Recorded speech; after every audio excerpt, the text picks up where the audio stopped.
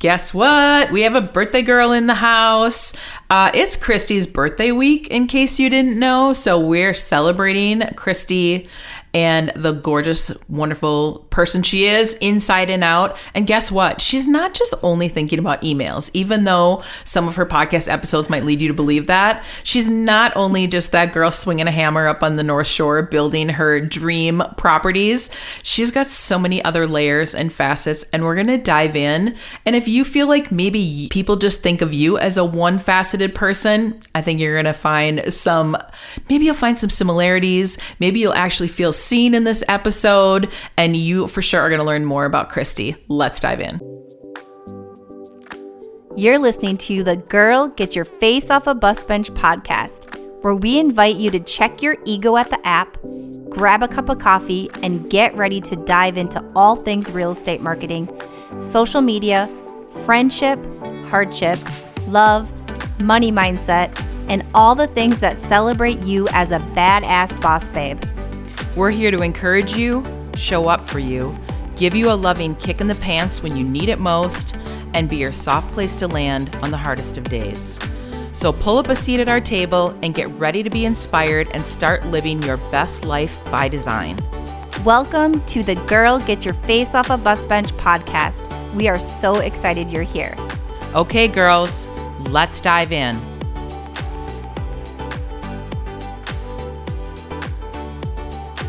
Okay, so we're diving in, and guess what? Kristi actually owns a tool belt. I just found this out. It's classic Carhartt, which is so me, right? Like that classic, like I'm not going with, and it's just that brown classic. You're not getting like a pink cheesy one. You're like, girl tools. You're like, hell no, I have my own real regular tools. Yeah, I was like, Ryan, where does the hammer go? Where does it go? Like I don't wear carpenter jeans with the little loop-de-loop. No, like what am I doing? And he's like, you need a tool belt. And I'm like, okay, but it needs to be amazing. Like classic. So yeah. It was one of the first ones he ever had, that same style. I love it. I love it too. It's really nice. Again, multifaceted. You're not just like a latte drinking, Birkenstock wearing girly. Not like, just. You also know how to build cabins. And I wear Carhartt, which is, how bizarre is that from when you first met me? Yeah, very bizarre. Very. But there's a whole bunch of other things on this list that I think our listeners are going to be like, oh my gosh, I didn't even know that about Kristi. Yeah, there's a little bit more than just email marketing and my obsession there. But I do really like talking about email marketing. In fact, I would rather do that. But Beth said, no, we're going to peel back some layers. So we're going to get into this. And I was like, okay, what about email marketing? Nope. We're taking a break from that to celebrate your birthday. Thank you. All right, let's dive in. Without further ado, share something that's on your mind. Oh, something that's on my mind. Gosh. Or something like how you feel or how you love or whatever. Like whatever's coming to you. I have several things that are kind of like thoughts that keep coming in and out that I've been like pondering lately. Mm-hmm. And so first one would be, so just this whole thing that like, and like as you get to be an adult, you sort of like question things more, I think, or as you get older, not as an adult. I've been an adult for a very long time. Older and wiser, you question things more. Like maybe that wasn't wrong or bad or whatever, but I've just like noted that I've always had like a smaller, deeper group of friends. So deeper like group of like close friends. And I've been thinking about like when I'm in like a big group of people, like we host events. They're great, right? I love them so much. I would rather have one deep conversation with one person, like the whole time, than work the room.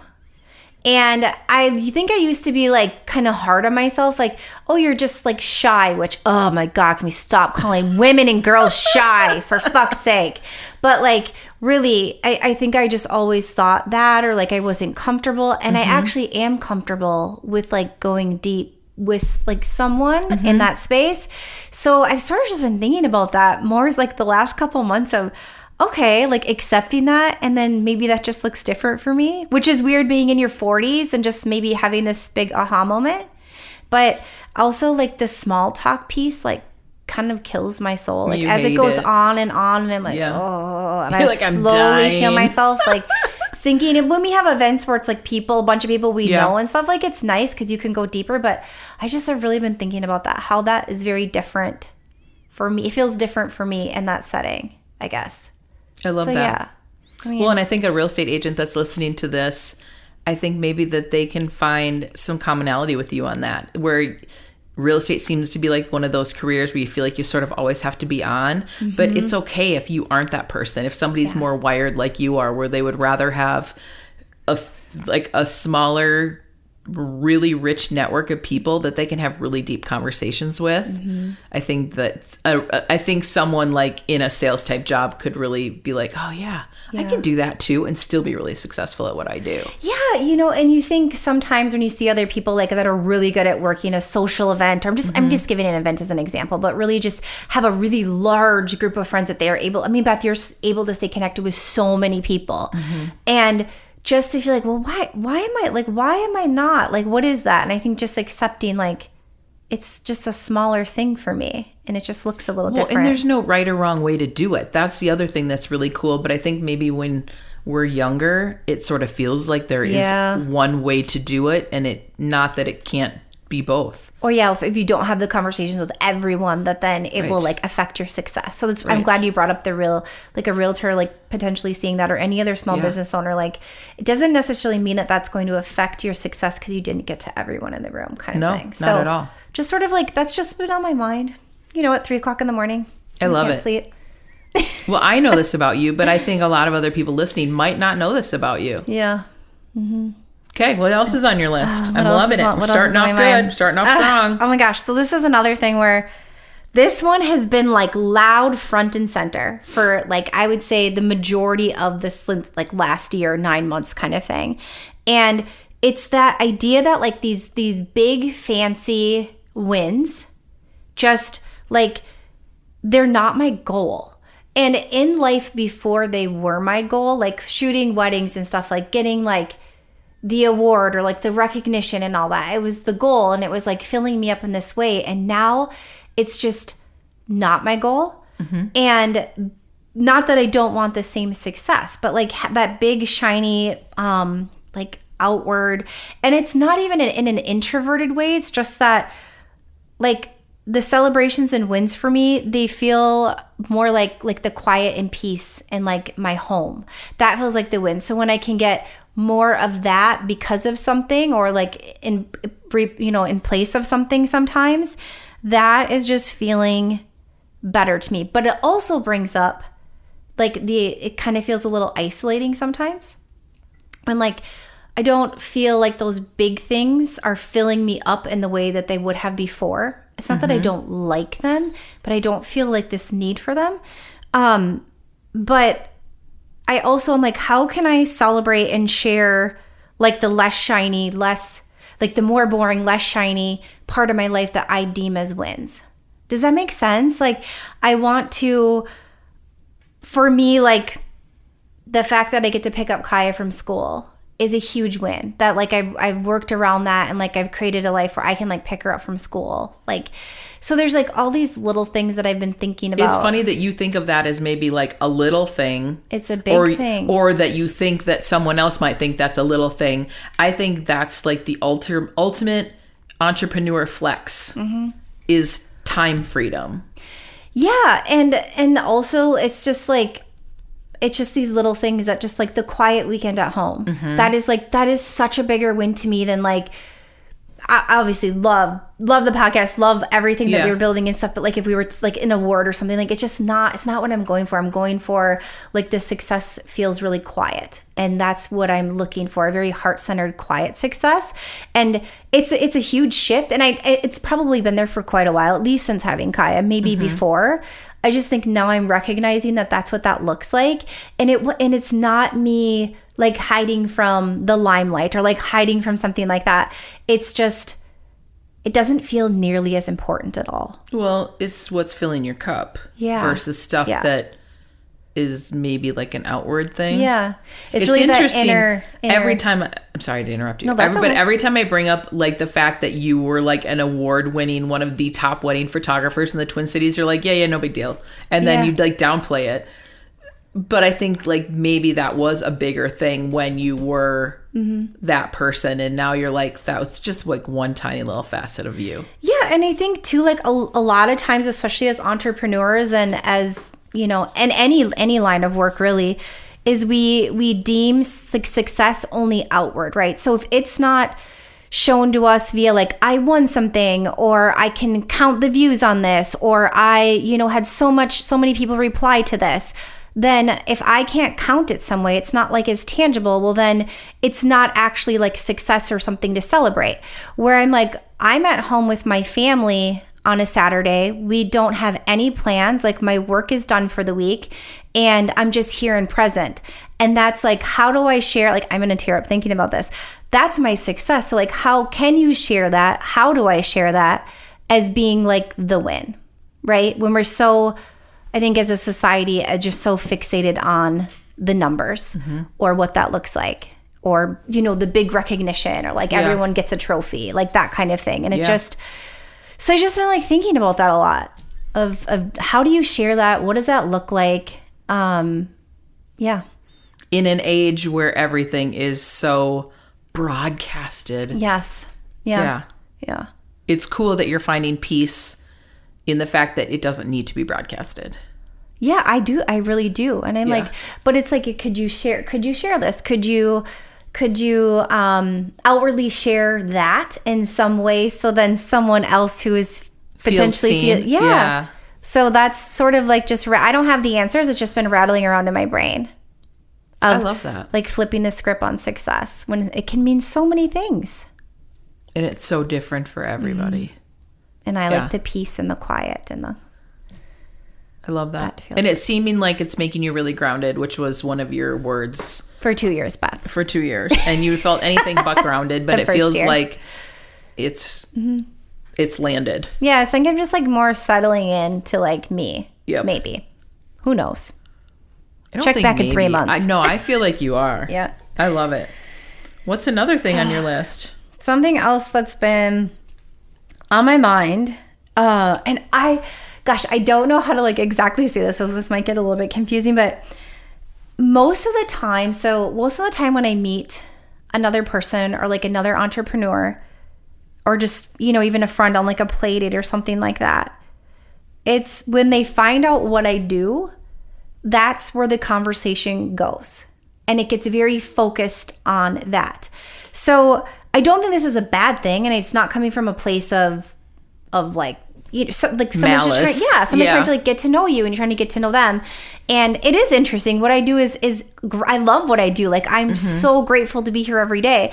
But I'm like, okay, how do I make it so like my real, like my life outside of what I do is more talk worthy, more share worthy. And I think that kind of ties into the last thing I was talking about. And so, and during the like conversations like this, I try to like, I mean, sometimes you can shift them in a different directions and sometimes not. And sometimes it turns into a coaching session, and then like, that's like, you know, kind of, you know, Beth. I didn't come to the play date for this. How many free coaching sessions have you and I done in our careers? More like we could have our houses paid off for the amount of free coaching you and I have both given over the years. Oh my gosh, yes. Yeah. So, and it comes up with like meeting of all sorts, like anything from a play date to like a random person, you know, just, or like another entrepreneur. And I love that. I love that collaborative feedback back and forth. Like that's so great. I love that conversation. I just also am like starting to question, well, what else about me could I bring to the table to talk about that then feels more like it's whole, is sort of where my thoughts are. Yeah. I don't know. I wonder how many other like entrepreneurs are listening to this have like felt the same thing. I mean, I know like everybody wants to talk about real estate the minute you tell someone that you sell real estate. So like, I don't normally lead with that. It's usually someone else will be like, I was at a birthday party last weekend, or a baby shower last weekend for a past client. Well, I didn't get introduced as like her cool friend. I got introduced as her real estate agent, and then everyone just wanted to talk shop. Well, I sell real estate. That's not who I am. Yes. That's what I do. Yeah, exactly. And I very rarely, if ever, will ask what someone does in like the first conversation. Yeah. And out of just respect for like wanting to know who they are. Right. And many times it's just naturally shared. But I've just like, gosh, for at least the last handful of years, I've just made a really, really tried when I meet someone to not lead with that, because there is so much to us. So I don't know. I'm just kind of thinking about that and where can I find more interest in, or be more interesting? Maybe I'm just not interesting enough, Beth. I'm kidding. Not the case. But that isn't the case. I just like, how can I? Sounds like you're just being more introspective about it. Yeah, I think so. And like knowing that you have more to talk about and trying to like get that out of other people, like when you're on a play date. I mean, the commonality when you're on a play date is your kids likely go to school together. Okay, so how can I like learn more about this person without being like, and I am a marketing person and blah blah blah, and we do a podcast. I mean, it's great. It's also great to talk about. Just like, what else? How else can I get the rest of it in there too? Right. Yeah. I love that. I'm guessing that our listeners are like, oh, wow, I didn't know these things about Kristi. Yeah. Because these aren't things that we talk about regularly. They're not, but we do talk about really great things. Well, of course. We wouldn't be here for 4 years if we weren't. But, you know, like you think you know someone and then you're like, oh, wow, I didn't know that about her. That's really cool. She's in her head a lot. I'm just like her.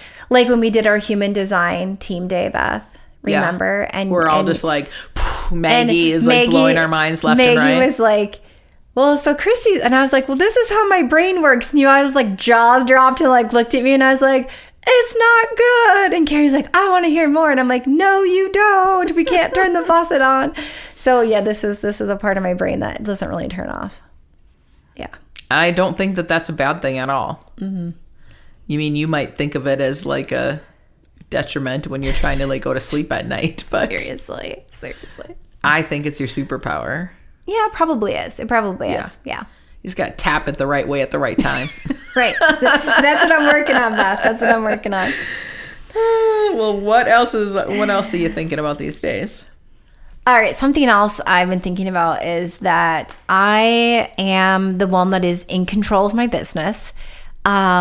And the shifts and pivots I make. And I realize that many times, tell myself a story of how something has to look or doesn't have to look. And it's not actually the case. So it's like I am preemptively just like saying, well, if I do this or this, then this is how this will turn out, or this is how this person will think this is, or I can't actually do that because it's never been done or it's too hard or something. So I've just been thinking about these like boundaries in this box I've kind of put myself in when it comes to business. And I don't really have any answers or what I'm going to do about it. I've just been thinking about that I'd like to focus more on sort of accepting that I'm the one in charge of the ship, right? And like where it goes and the direction it goes. And instead of telling myself this story that it's something else than it really is. Does that make any sense? Yeah, it totally does. I mean, I think that that's entrepreneur life. I think that you and I were raised in an era where you should go to college and get a 9-to-5 job because that's what everybody does. And you and I took different routes and we've taken winding paths to get where we are today. And not everybody believed in what we both knew could be possible for our lives. Oh, seriously, 100%. Like you're the right person to be talking to right now about this, because that's exactly it. And I think even now this far into my career, I still tell myself a story. Or, something else that happens too, and maybe this happens for you, is you go see what other people are doing and like the risks they're taking. And then you think, oh, those are the risks I should be taking, or those are the things I should be doing, when actually, like if we turn all that off, what does it really look like? So that's just kind of like thinking about, and that's honestly social media where it gets a bad rap. We compare ourselves and like what we should be doing and tell ourselves a story when it's actually someone else's story. So I've just been thinking about that, what that could look like and how to sort of quiet that chatter in my brain. I think really any real estate agent, especially that's listening to this, will feel this one deeply. Yeah. Because it's so hard to not play that comparison game when you're on social media. Like, should I be posting more? Should I be doing a podcast? Should I be doing all the things? If I had $1 for every time someone's like, I want to start a podcast, let me pick your brain. I'm like, well, I mean, can we get those dollars? This is not for the faint of heart to be 4 years into a podcast. Yeah. But like there's not like one specific way that it needs to look. Yeah. And that it's constantly changing. And I think we're bombarded with so much information, like media, like anything, like social media, news, like all the emails we're getting, and we're constantly bombarded. It can get really confusing. So just sort of like getting back in that space of what does this look like for me when I don't tell myself that story that I made up? Yeah. And it can be totally different than the person sitting next to you and the person sitting next to her and the person sitting next to her. Yeah. Like sometimes I wonder what business would look like if we got rid of all social media. That would be an interesting thought to think about. Like if there was no Facebook, no TikTok, no... I mean, we go back to MySpace, right, Beth? Like if there was just none of it though, like none of that ever existed. Instagram, all gone. What would business look like? What risks would we take if we removed all the comparison? Can't even imagine. No. It kind of sounds freeing. I mean, honestly, the weeks when we're like, let's, be on vacation and not post as much, it is really liberating.